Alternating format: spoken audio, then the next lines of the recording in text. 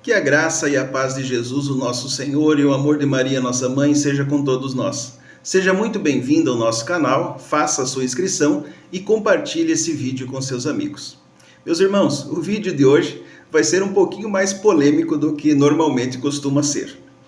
Como eu sempre tenho dito, eu não costumo responder comentários, quem é assíduo aqui no canal sabe disso. Mas alguns comentários me dão a oportunidade de esclarecer, sobre vários assuntos que envolvem o protestantismo e a nossa fé católica.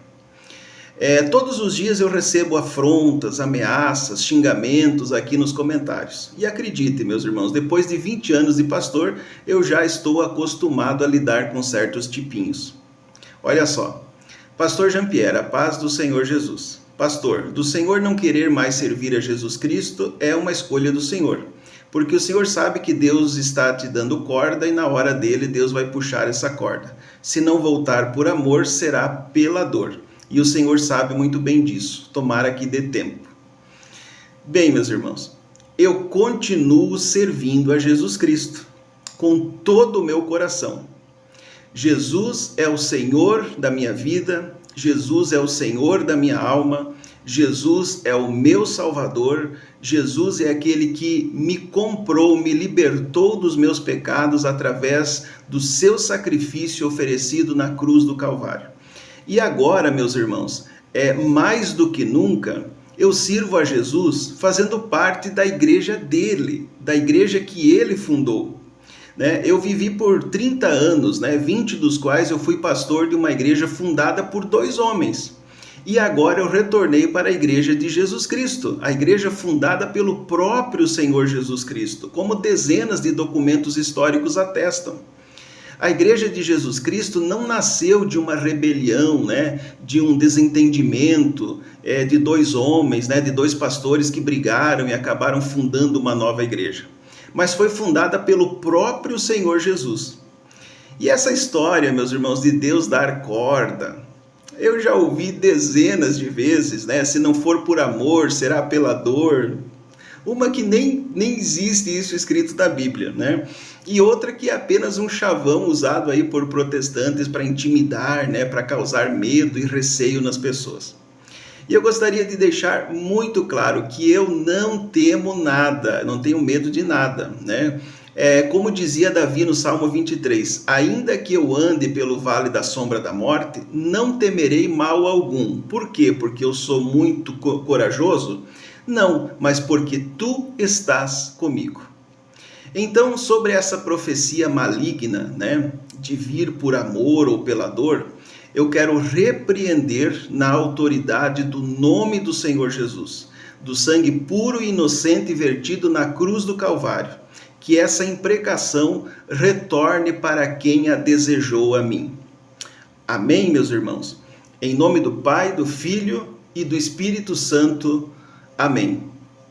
A cruz sagrada seja minha luz, não seja o dragão o meu guia. Retira-te, Satanás. Nunca me aconselhes coisas vãs. É mal o que tu me ofereces. Bebe tu mesmo dos teus venenos. Em nome do Pai, do Filho e do Espírito Santo. Amém. Agora o Senhor usa esse espaço só para criticar e atacar os evangélicos. Na verdade, o Senhor está fazendo mais propaganda para a religião evangélica. Risos. Os números das pesquisas estão aí.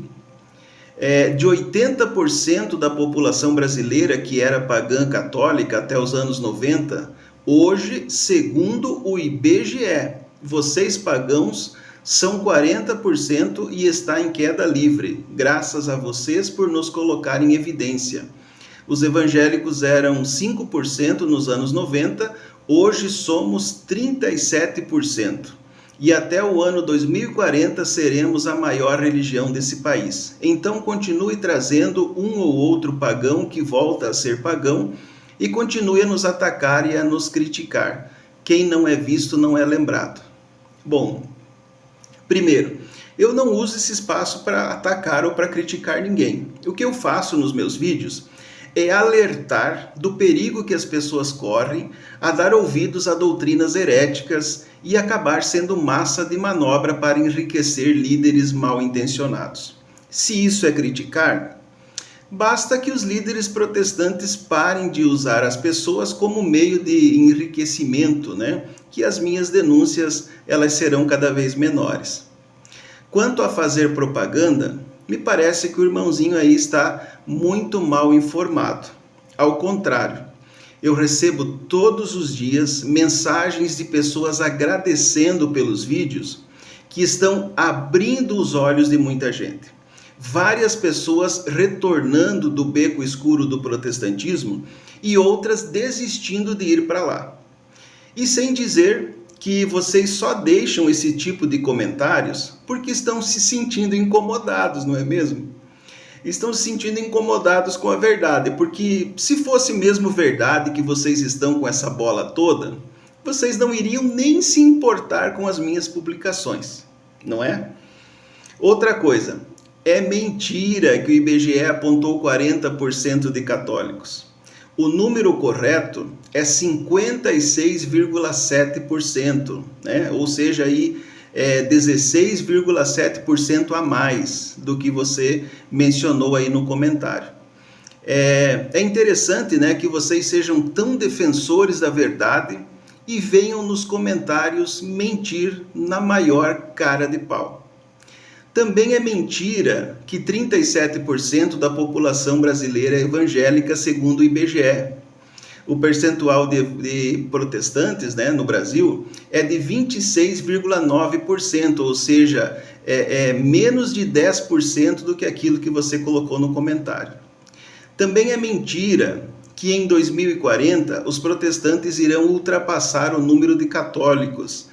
As estimativas eram de que em 2032 os protestantes seriam a maioria, mas devido à queda do crescimento dos protestantes, essa estimativa saltou para o final de 2049, ou seja, lá para 2050, ou seja, 10 anos a mais do que aquilo que foi dito no comentário. O número de católicos no mundo é de 1.406.000.000 de pessoas.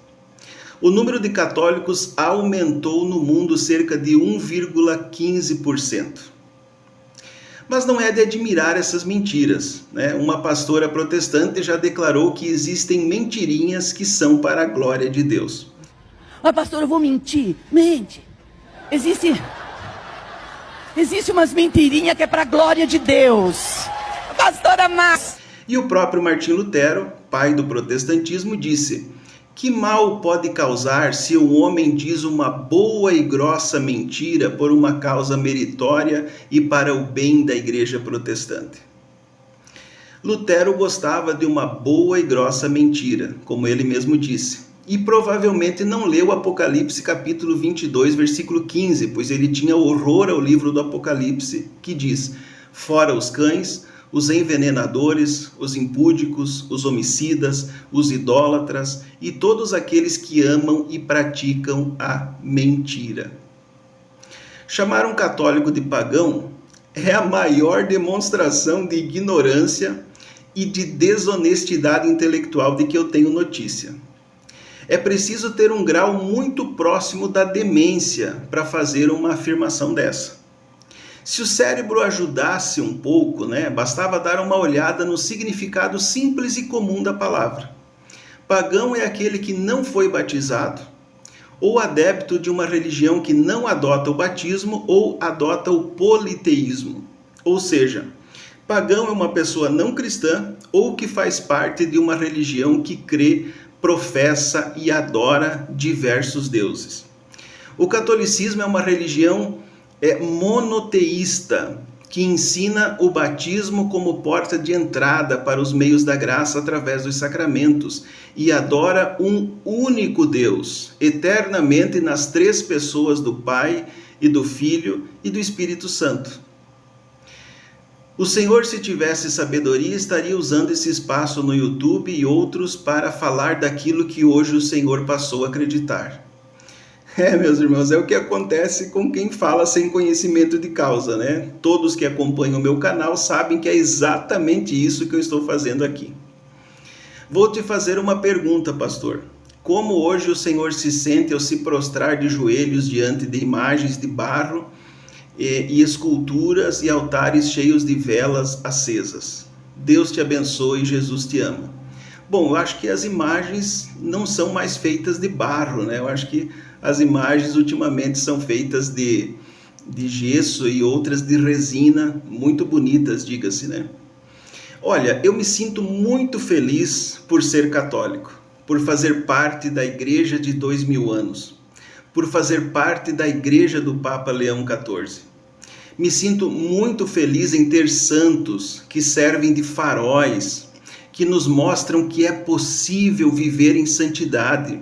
Me sinto muito feliz em poder olhar para as imagens dos santos católicos e reconhecer nas pessoas representadas nessas imagens homens e mulheres que renunciaram tudo para servir a Deus e para obedecer o chamado de Deus na vida delas. Mas eu confesso que eu vivia muito triste e perplexo ao ver pastores extorquindo pessoas ingênuas. Cansei de ver pessoas humildes entregando seus 10% na mão do pastor e logo depois que essa pessoa virava as costas se tornava piada pela sua ingenuidade. Eu era muito triste por ver pastores que pegavam as ofertas do culto de domingo à noite e na segunda-feira viajavam para a praia em berço esplêndido. Eu ficava muito triste quando via um pastor jantar na minha casa e levar garrafas de vinho, mesmo sabendo que depois teria de dirigir até outra cidade onde ele morava, colocando em risco a própria vida e a vida da sua esposa e também de outras pessoas no trânsito, visto que eu tinha que ajudá-lo a entrar no carro devido à sua tontura. Eu ficava triste quando via a esposa de um pastor me pedir por favor para aconselhar o marido dela a parar de beber, já que todas as noites ele ia dormir miando de bêbado. E pela madrugada, quando era chamado para fazer uma oração por alguém, ela tinha de mentir que ele não estava porque estava totalmente alcoolizado. Eu ficava triste em ver tanta política ministerial, pastores puxando o tapete de outros pastores, grandes líderes se aproveitando da fragilidade de obreiros para tirar proveito do seu trabalho. Eu ficava triste quando via minha esposa fazendo uma mamadeira para minha filha com água e açúcar, porque os meus presidentes não pagavam o meu salário para sustentar a minha família e nem 1 litro de leite nós não podíamos comprar. Eu ficava triste quando via missionários voltar do acerto de contas com lágrimas nos olhos porque não recebiam seu merecido salário e sabiam que a família iria passar necessidade, enquanto os grandes líderes desfilavam em carros importados. Mas honrar a memória dos santos católicos e dos mártires da fé, isso me deixa muito feliz. Quanto aos altares cheios de velas, me encanta o símbolo da luz de Cristo, de como devemos andar na luz, né? Como Ele na luz está, como nós podemos ver na primeira carta de São João, capítulo 1, versículo 6. Esse costume de usar velas nas celebrações não foi criado pela Igreja Católica, meu irmãozinho. Esse é um costume que vem desde o Antigo Testamento com o menorá de ouro. Esse objeto que foi criado por Moisés para enfeitar o tabernáculo e depois o templo de Jerusalém, lugar que Jesus frequentava, que é símbolo da sarça ardente, que é símbolo da Shekinah, né? Símbolo da presença de Deus. Então, hoje eu posso dizer que sou feliz e sou realizado. Mas eu penso que vocês devem ter uma vida bastante monótona, uma vida bastante sem graça, uma vida bastante bizonha, né? Porque para se sentir um pouquinho melhor, vocês precisam visitar canais católicos para despejar todo o ódio que vocês conservam no coração. Então, um conselho. Salmos de número 24, versículo 3 nos diz: quem será digno de subir ao monte santo do Senhor, ou de permanecer no seu lugar santo? O que tem as mãos limpas e o coração puro, cujo espírito não busca as vaidades, nem perjura para enganar o próximo. Então, meu irmão, limpe o seu coração de todo ódio. Não invente números que não existem para tentar enganar o próximo. E entregue a sua vida nas mãos de Jesus. Ele pode transformar essa situação na sua vida. Em minhas orações, eu sempre peço a Deus pela conversão dos protestantes. Deus abençoe você, Deus abençoe toda a sua família, que você tenha um dia repleto da bênção de Deus, no nome do Senhor Jesus Cristo.